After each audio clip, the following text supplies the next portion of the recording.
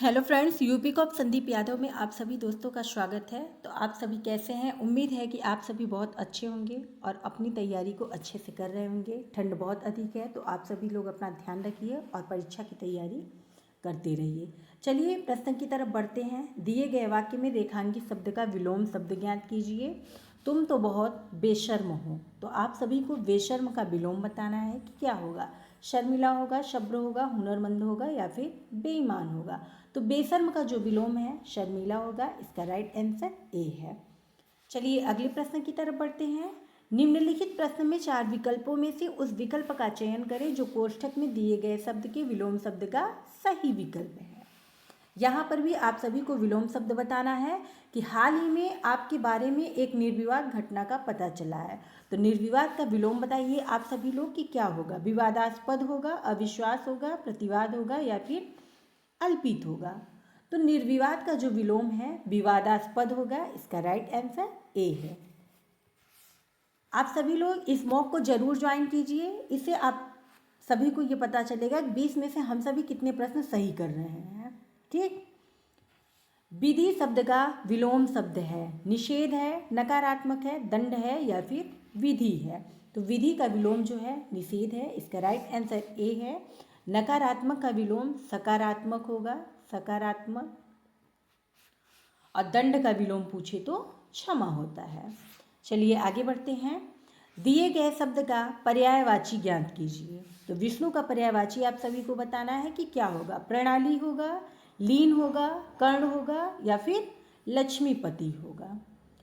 तो विष्णु का जो पर्यायवाची है लक्ष्मीपति होगा। इसका राइट आंसर डी है। इसके साथ ही नारायण, नारायण, केशव,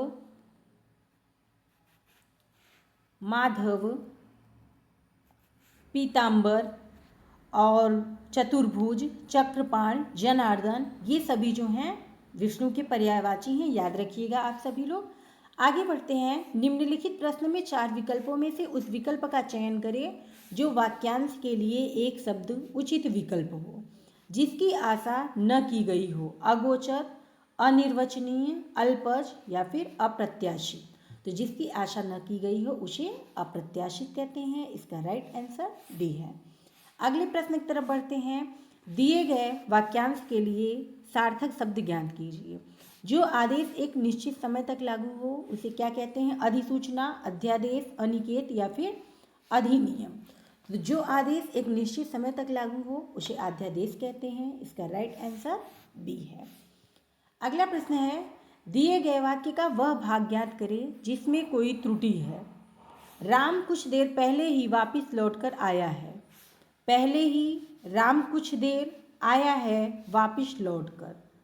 तो इसमें बताना है कि किस भाग में त्रुटि है। तो इसका राइट आंसर जो है डी होगा। वापस नहीं होता है, ठीक, वापस होता है। वापस लौटकर आया है।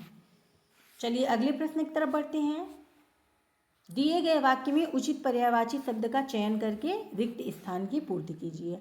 दुख के वक्त उसे दिलासा दो। तो आप सभी को दिलासा का पर्यायवाची बताना है। क्या होगा। परिमल, निचोड़, मनभावना या फिर सांत्वना।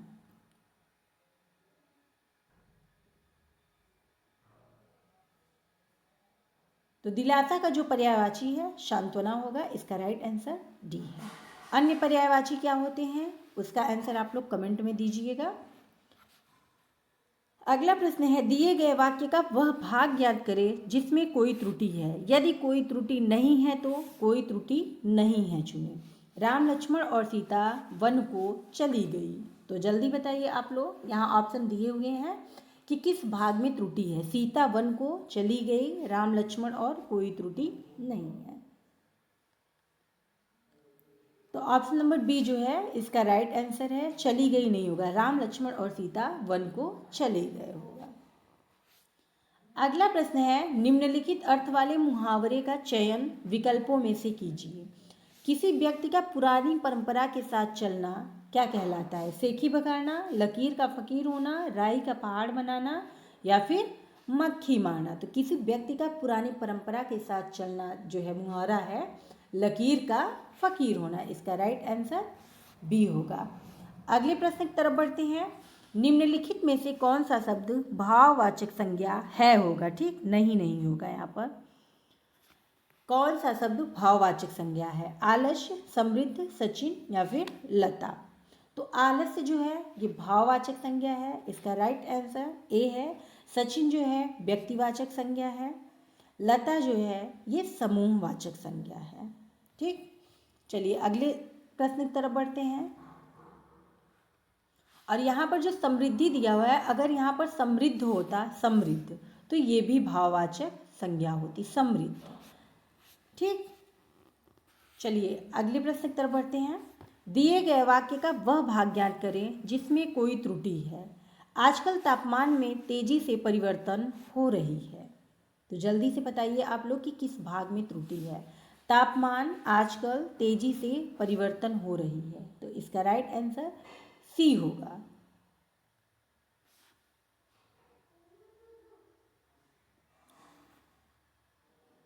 नहीं सॉरी, डी होगा, परिवर्तन हो रही है। तेजी से तो सही है, परिवर्तन हो रहा है होगा ना, कि आजकल तापमान में तेजी से परिवर्तन हो रहा है, तो इसका राइट आंसर डी है। अगला प्रश्न है, दिए गए वाक्य का वह भाग ज्ञात करें जिसमें कोई त्रुटि है। मोहन ने रुपयों का प्रबंध अपनी पत्नी की गहने बेचकर किया। तो बताइए किस भाग में त्रुटि है? रुपयों का प्रबंध बेचकर किया, मोहन ने अपनी पत्नी की गहने। तो इसका राइट आंसर जो है डी होगा, अपने पत्नी के गहनों को, ठीक, की नहीं होगा यहाँ पर। चलिए अगले प्रश्न की तरफ बढ़ते हैं। धर्म के कामों में सहयोग करना चाहिए। धर्मीय, धर्मवान, धार्मिक या फिर धर्मी। यहाँ पर क्या बोलते हैं, प्रतिस्थापन का क्वेश्चन है कि धर्म के स्थान पर क्या प्रतिस्थापित होगा। आंसर दीजिए आप लोग। तो इसका राइट आंसर जो है सी होगा, धार्मिक कामों में सहयोग करना चाहिए।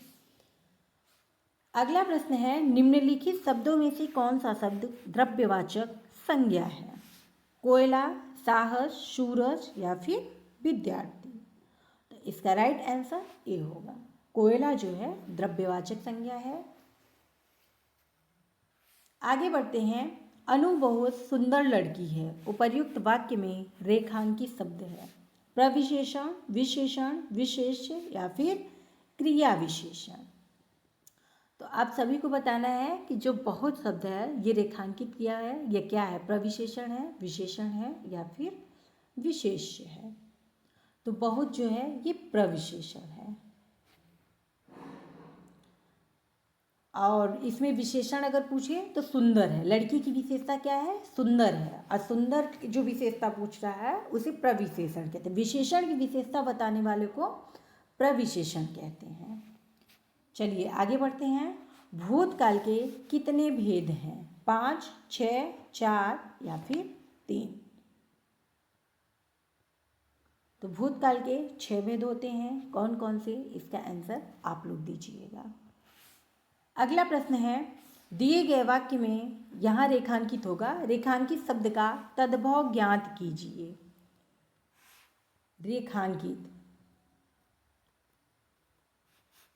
यह उच्च कोटि के लेखक हैं, उधर, नीचा, ऊपर या फिर ऊंचा। तो आप सभी को उच्च का तद्भव बताना है कि क्या होगा, तो इसका राइट आंसर डी है, उच्च का तद्भव जो है ऊंचा होगा।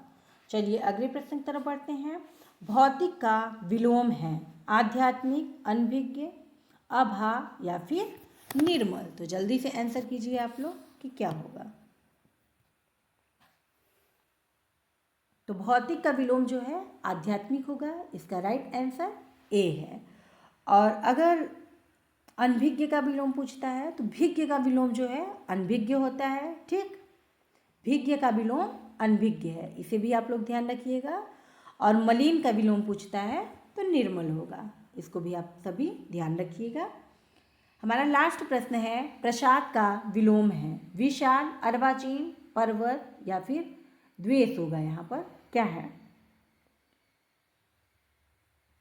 तो प्रसाद का विलोम जो होता है विषाद, विषाद मतलब क्या होता है, दुख होता है।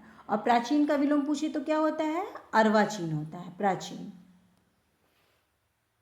तो आज की क्लास यहीं पर समाप्त होती है। आप सभी के 20 में से कितने प्रश्न सही गए हैं कमेंट बॉक्स में ज़रूर दीजिएगा। क्लास को शेयर ज़रूर कीजिएगा। आज से क्लास कंटिन्यू रहेगी, बीच में 1-2 दिन गैप हुआ है। तो चलिए, आप सभी अपना ध्यान रखिए और अच्छे से पढ़ाई करते रहिए।